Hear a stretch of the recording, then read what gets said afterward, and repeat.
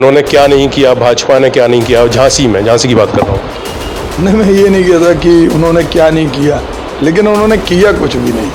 वो देखिए, कुछ लोग पृथ्वी पे रहते हुए स्वर्गवासी हो जाते हैं, वो पत्रकार भी स्वर्गवासी हैं। है कि प्रदीप जैन आदित्य पर लोग कहते हैं कई मुकदमे दर्ज हैं।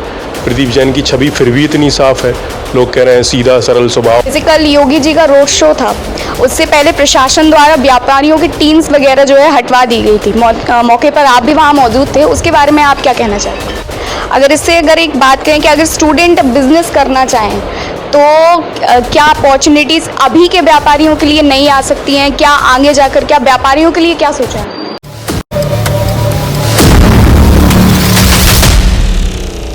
न्यूज़ पर मैं हूं प्रथम श्रीवास्तव, मेरे साथ हैं इप्सिता चौरसिया। लुक मीडिया की मुहिम आज सीधे तौर पर पहुंची है प्रदीप जैन आदित्य जी के घर पर, और घर पर जाने का सीधा सा मतलब ये है कि हमें चुनाव का क्या माहौल बन रहा है, झांसी की जनता क्या सोच रही है, सीधा हम प्रत्याशी से पूछेंगे।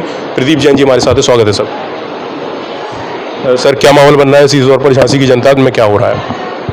देखिए, ये 4 दिन का चुनाव नहीं है, ये पिछले 10 सालों का चुनाव है।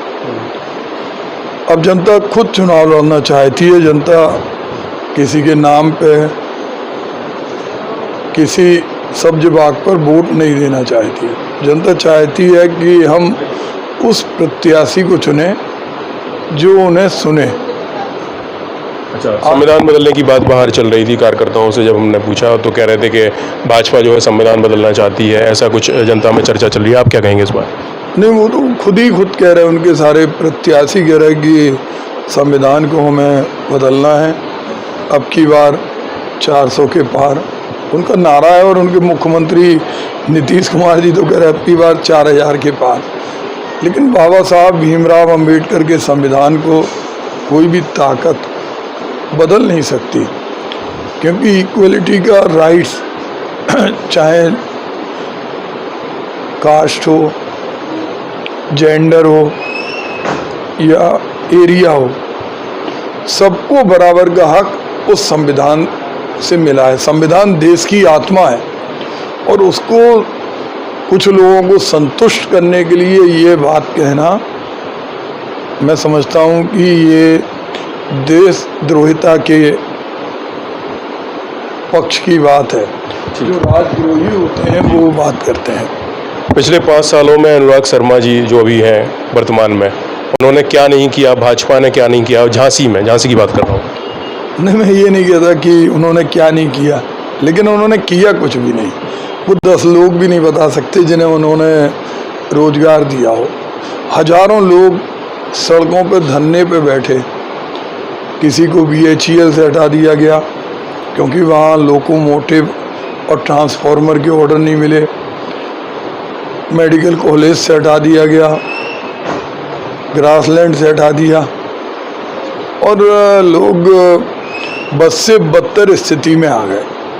मुझसे कह रहे थे सर, मेरा खास तौर पे आपसे ये सवाल है कि सांसद जब प्रत्याशी होता है तो उससे नाली, पानी, बिजली, सड़क, क्षेत्रीय मुद्दों पर बात नहीं करनी चाहिए, उससे नेशनल मुद्दों पर बात करें, इंटरनेशनल मुद्दों पर बात करें। इस पर आपका क्या विचार है? क्या पूछ सकते हैं हम, क्या नहीं पूछ सकते? देखिए, कुछ लोग पृथ्वी पे रहते हुए स्वर्गवासी हो जाते हैं, वो पत्रकार भी स्वर्गवासी हैं। ज़मीन पे रहने वाले लोग अगर बिजली, पानी, नाली, सड़क इसकी बात नहीं करेगा तो क्या आसमान की बात करेगा? वो उनकी एक शैली है। पहले काले धन के नाम पर, 15 लाख रुपए के नाम पर, कोरोना में थाली, बेलन बजवा के, मोमबत्ती जला के भटकाने का काम किया। मैं उनसे पूछना चाहता हूँ कि अगर वो स्वर्गवासी हो गए तो वो पृथ्वी लोक में क्यों रह रहे हैं? क्योंकि आज आवश्यकता है। संविधान के अंदर भी जो जनप्रतिनिधि है उसकी जवाबदेहिता सबसे पहले उन लोगों के प्रति है जिन्होंने उन्हें बनाया है। हम देखते हैं, अगर माँ की कोख से एक बेटा जन्म लेता है तो उसका पहला कर्तव्य अपनी माँ के प्रति होता है। तो वोटर की कोख से एक जनप्रतिनिधि बनता है, वो चाहे विधायक हो, जिला पंचायत सदस्य हो, प्रधान हो या लोकसभा का सांसद हो। उसकी जिम्मेदारी है। अगर वो जिम्मेदारी भी नहीं निर्वाह करता तो वो एहसान फरामोश है और उससे ज़्यादा निकम्मा कोई हो नहीं सकता। चलिए, आखिरी सवाल मेरा आपसे होगा, उसके बाद इप्सिता आपसे 2-3 सवाल करेगी, वो आप जल्दी से 1 मिनट के अंदर ख़त्म कर सकते हैं। आखिरी सवाल मेरा ये है कि प्रदीप जैन आदित्य पर लोग कहते हैं कई मुकदमे दर्ज हैं। प्रदीप जैन की छवि फिर भी इतनी साफ है, लोग कह रहे हैं सीधा सरल स्वभाव, सीधे तौर पर मिलने चले आओ प्रदीप जैन से, इतना कैसे असर है? देखिए, मुकदमे अंग्रेज़ों के शासनकाल में भी लोगों पे हुए थे, और आज भी अगर अपने हक अधिकार के लिए कोई व्यक्ति आगे आता है तो उस पर जो हमारा इंडियन पेनल कोड है अंग्रेज़ों के शासनकाल का, उसमें इस तरह की खामियां हैं कि तत्काल मुकदमे हो जाते हैं। और फिर जब सरकार में बैठे हुए लोगों की नज़र आवाज़ को कुचलना हो, आवाज़ को बंद करना हो, तो मुकदमों की भरमार हो जाती है। और वही हुआ। मैं पूछना चाहता हूं कि संत रविदास की प्रतिमा लगना कोई गुनाह है? एक साहू परिवार के व्यक्ति की मृत्यु पुलिस उत्पीड़न में हो, उसकी रिपोर्ट लिखवाना गुनाह है? बिजली की मांग करना, बस्ती उजड़ने से रोकना, पानी की समस्या, ये कोई अपराध नहीं है, लेकिन ताकत है। वो मुकदमे ख़त्म कर दिए उन्होंने, चाहे महिलाओं से दुर्व्यवहार के हों, चाहे अत्याचार के हों, चाहे शोषण के हों। जो मोदी की वॉशिंग मशीन में गया, उसके उत्तर प्रदेश में मुकदमे ख़त्म हो गए। चलिए, 2-3 सवाल इप्सिता चौरसिया जो कि पत्रकार भी हैं और साथ में एक विद्यार्थी भी हैं, अभी स्टूडेंट भी हैं, वो तो पढ़ भी रही हैं, तो उनके कुछ 2-3 सवाल हैं, चाहूँगा फटाफट आप। सबसे पहला तो सिंपल सा क्वेश्चन जो सबके माइंड में आता है, एक स्टूडेंट के माइंड में सबसे पहले ये आता है कि सांसद का क्या काम है, क्या करना चाहिए सांसद को, क्यों हमें ये चीज़ देख के सांसद चुननी चाहिए? देखिए, सांसद का सबसे पहला काम है कि जिन्होंने उसे चुना है उसके अधिकारों को सुरक्षित करे, उनके हकों के लिए वो स्थानीय स्तर पर, प्रदेश के स्तर पर और राष्ट्रीय स्तर पर आवाज़ उठाए। इसी टॉपिक को लिया जाए तो दूसरा टॉपिक मेरा ये आता है कि अगर आप सांसद बने तो एज अ स्टूडेंट के लिए क्या नई अपॉर्चुनिटी झांसी में देखने मिल सकती है? हम जब पहली बार भी सांसद बने थे तो हम एजुकेशन मिनिस्टर को लेके आए थे, ह्यूमन रिसोर्स मिनिस्टर पल्लम राजू को लेके आए थे, और यूनिवर्सिटी में बहुत सारी चीज़ें हुई थी। स्मॉल मार्जिनल फार्मर हमारे यहाँ सबसे ज़्यादा हैं, और उनके टेक्नोलॉजी से जोड़ने के लिए सेंट्रल एग्रीकल्चर यूनिवर्सिटी हमने बनवाई थी। और ये प्रयास किया था कि जो गरीब बच्चे हैं उनके लिए बुंदेलखंड के हर ज़िलों में सेंट्रल स्कूल खुले, और उसमें सफलता मिली। 7 सेंट्रल स्कूल बुंदेलखंड की सरजमी पे प्रारंभ हुए। छात्रों को मुख्य धारा से जोड़ने के लिए हमेशा हमने बहुत सारी कार्यशालाएं आयोजित की, और उनमें एक सरकार के माध्यम से वो कैसे हायर एजुकेशन ले सकते हैं, कैसे आगे बढ़ सकते हैं, उस पर सतत काम किया। तो मैं समझता हूँ कि चाहे मैं विधायक रहा, चाहे सांसद रहा, हमारी प्राथमिकता हमेशा स्टूडेंट रही, क्योंकि स्टूडेंट इस देश का भविष्य होता है। और अगर उसके साथ कोई कुठाराघात हो, आज वर्तमान में क्या हो रहा है, एजुकेशन का बजट कम से कम होता जा रहा। जो यूजीसी का बजट है वो बजट कम हो गया, जो रिसर्च के स्कॉलर हैं आज उनका भी बजट कम हो गया, यहाँ तक कि एजुकेशन को पूरा प्राइवेट सेक्टर में सौंपा जा रहा। तो ये सारा दौर है कि बड़े उद्योगपतियों की जेब ने केवल व्यापारी नहीं, शिक्षा को भी डाला रहा। तो ये देश का दुर्भाग्य है।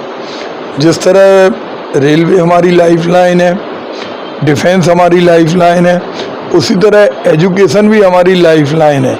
उसके साथ ये खिलवाड़, ये छेड़छाड़, हर दिन कोई ना कोई तथ्यों को तोड़ मड़ोड़ के दिया जाता। यूनिवर्सिटी में गांधी वध क्यों जैसी पुस्तकें युवा को पढ़वाई जाती हैं।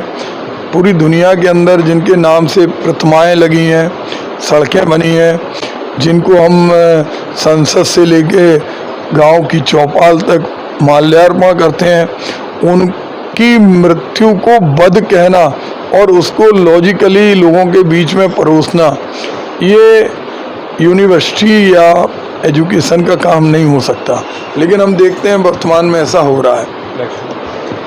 जैसे अभी आपने बोला स्टूडेंट देश का फ्यूचर है, अगर एक बात करें कि अगर स्टूडेंट बिजनेस करना चाहें तो क्या अपॉर्चुनिटीज़ अभी के व्यापारियों के लिए नहीं आ सकती हैं? क्या आगे जाकर क्या व्यापारियों के लिए क्या सोचा है?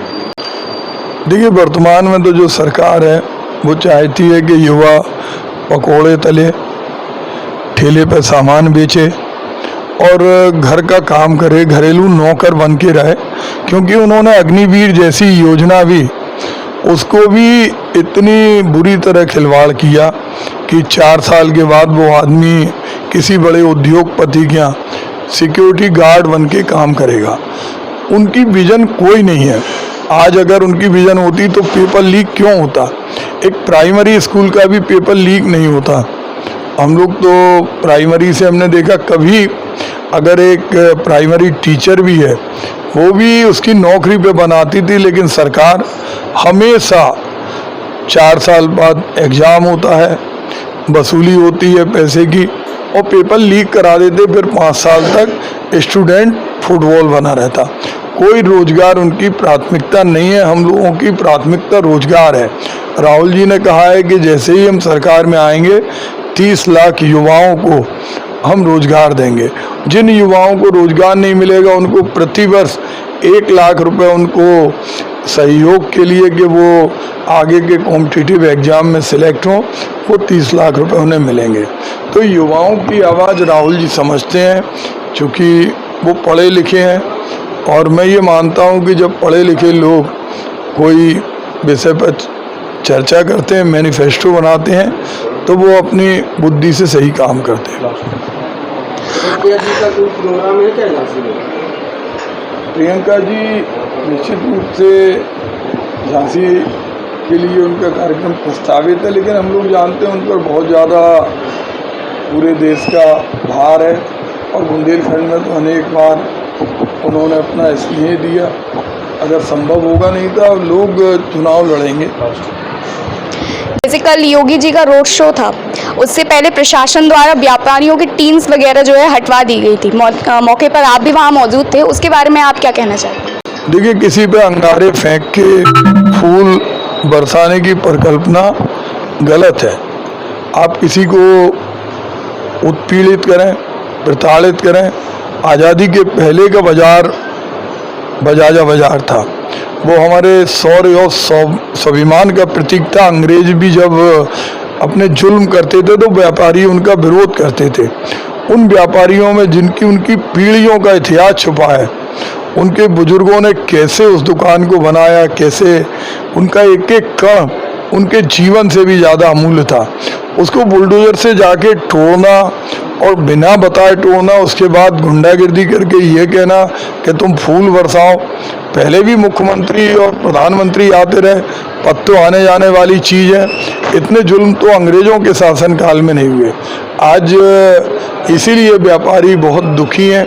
कल जिस तरह से अग्नि लगी, आग लगी, मुख्यमंत्री जी की अगर संवेदना होती तो वो यहाँ भाषणबाजी छोड़ के कम से कम बाजार जरूर जाते, उन व्यापारियों से पूछते। आज उनके घर में रोटी की भी समस्या है, एक एक पैसे के लाले पड़े हैं। तो मैं समझता हूँ कि मदद के हाथ जो प्रशासन के उठना चाहिए, कल नहीं उठे। अगर आप सांसद बने तो व्यापारियों के लिए क्या कुछ नया हो सकता है? व्यापारी विकास की सबसे बड़ी धुरी है और व्यापारी चाहते हैं कि जीएसटी का सरलीकरण हो। व्यापारियों को जितना ज़्यादा प्रताड़ित करती है, व्यापारी जो आय कर देते हैं, जो कर देते हैं, उससे देश के विकास का पहिया चलता है।